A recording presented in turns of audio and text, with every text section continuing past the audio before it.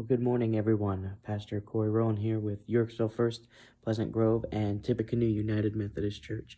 And I'm talking in a lower voice this morning because, as you can see, I'm babysitting my little niece who is sound asleep. And as I was holding her and babysitting her, it reminded me of a verse out of Matthew 18, verse 4. And it says, "But if anyone humbles themselves as this little child does, they will be the greatest in the kingdom of heaven." And Jesus was talking about the faith of a child. And he said that to have a childlike faith, to humble yourself like a child, is the greatest in the kingdom of heaven.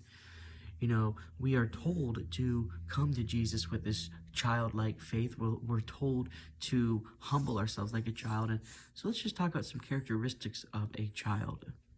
A child is completely dependent on their parents. Little Amelia here, she can't really do much on her own, and she doesn't try to do much on her own. If she wants something, she usually cries and gets our attention for it. And Jesus is talking about doing just that.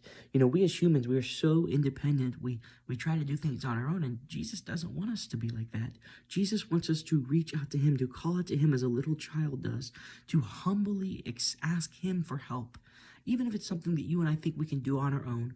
Jesus doesn't want us to do it on our own. He wants us to come to him and ask him. He wants us to be completely dependent on him as a child is completely dependent on their parents. You know, often we as humans and we as mankind think that the greatest quality is, independence. Especially if you're a man, it's usually, you want to do it like a man, but, be a man and do it. But Jesus says for you to be greatest in the kingdom of heaven, it takes humility. Jesus says that those who humble themselves as a little child are the greatest in the kingdom of heaven.